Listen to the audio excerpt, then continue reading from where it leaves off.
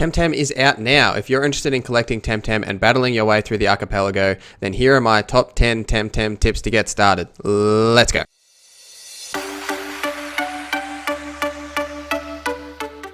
The first one is a pretty simple one. When you start your adventure, it takes a while before you get to a healing station where you can heal all the Temtem that you've collected.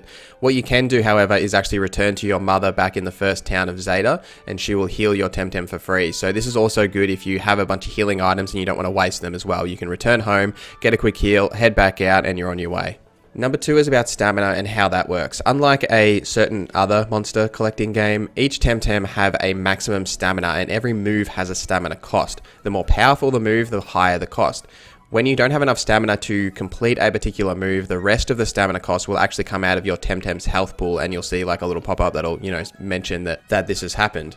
What happens when your Temtem is out of stamina completely is that they will become exhausted and you won't be able to make a move. What you can do here though is you can either switch out the Temtem to another one or you can rest a turn. Once you've rested a turn, you'll regain some stamina and you'll be able to go again. In the early goings, I wouldn't be too worried about blowing all of your stamina early in fights. A lot of the fights are front loaded. So if a trainer has, let's say, 4 Temtem, their first 2 will be stronger than their second 2. So it's okay to blow your load really early and then just kind of switch out and use a weaker Temtem for the second half of the battle. Number 3 is status effects. Another unique factor in Temtem is status effects, and there is actually a huge amount of variety in the different kinds of status effects you can get, but another factor is that you can actually have 2 status effects on your Temtem at once. If a third status effect is applied, then the older status effect will drop off and the new effect will apply. So an example of this is if you're burned and poisoned at the same time, maybe you get exiled as well. Whichever one applied first, let's say it was burned then drops off. You can learn much more about this and how it works in the Brickle de Mars school, which you do have to go to as part of like the main quest. So it is worth going there and clicking on the desks, and the desks will give you these kind of information next to their teachers. The teachers don't actually tell you anything. You've got to actually click on the desks and then read that information, and they'll tell you about the status effects, type matchups, moves, all sorts of things. So it is worth reading that information and trying to consume it as much as you can.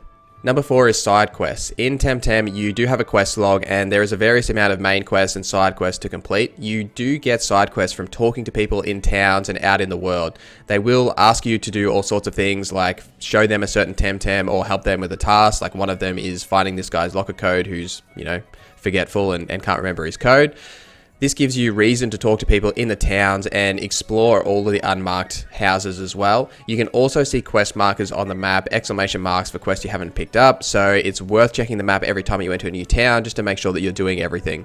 Number 5 is another combat tip about red rings and green rings and what they mean. Temtem have their own type matchups and certain Temtem are strong or weak against others. Once you've learnt a type matchup for a certain Temtem, the selection ring underneath that Temtem, which is typically white, will change to either green for super effective or red for not very effective. But this only happens once you've learnt that that specific type affects that Temtem in that way. So you don't just have to defeat a Temtem once to learn everything about that Temtem, you have to actually experiment and learn that Temtem's type matchups. You can also look it up online. There are plenty of different photos and videos about the type matchups and how they all work, but you can learn it in game via this method. Number 6 is another combat tip. All combat in Temtem is typically 2v2 with some 2v1 during wild encounters. Certain Temtem will have move synergies with other Temtem. My example is my Horchick has a move that does extra damage when the other Temtem is a nature type. So make sure you experiment with these moves and get the most out of your Temtem, as this game isn't that easy. It is worth doing the best you can and trying to maximize your potential in combat. Number 7 is about techniques or moves, however you want to call it. Every move can be simply relearned by going into your squad and opening up that Temtem screen, and you can change your techniques out from here.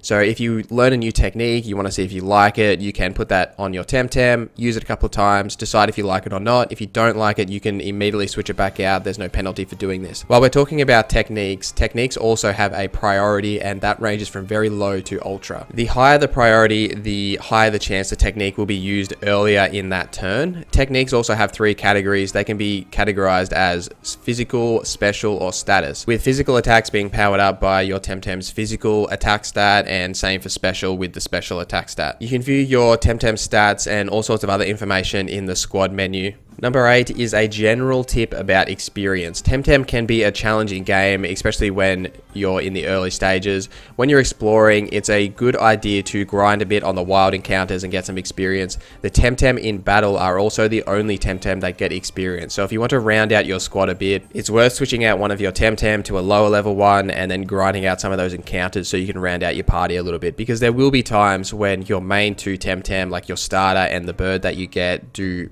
die or become exhausted, and it is worth training up some other Temtem so that they can fight on their own and withstand a bit of a beating, because, you know, there is going to be turns when you have to switch them out, maybe heal your other Temtem, or the other Temtem have just fainted and you've just got to see what you can do. Number 9 is about healing items. Healing items are found in the world and can be bought at stores. Once you get to the Brykel Damar village, you'll get a special key item from the store.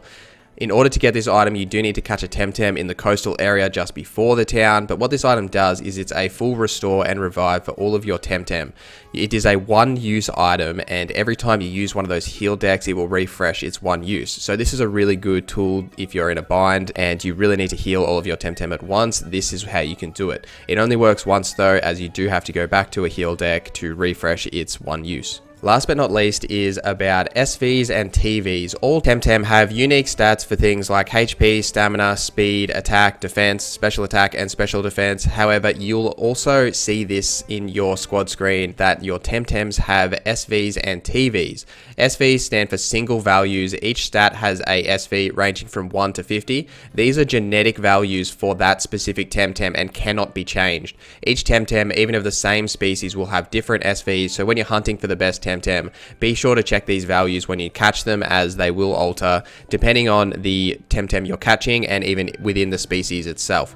The second is TVs. TVs, standing for training values, are acquired when a Temtem gains experience in battle. Depending on the Temtem defeated, it'll gain a certain amount of TV in one of those 7 stats I mentioned earlier. Each stat can have a maximum of 500 TVs, and each Temtem can have a total maximum of 1000 TV. Hope that makes sense. And those are my initial tips to get started in Temtem. There is plenty left to learn outside of this video, such as the different types and the type matchups, all the status conditions, and of course breeding, which I didn't touch on at all. If you do have any other beginner tips, put them down in the comments below so that we can all help out each other. Apologies for my voice today. I am a bit sick, as you can hear. I'm a little bit congested. That's a bit why this video is a bit delayed. But that's all from me today. Thank you for watching. My name is NorZZa, and have a great day.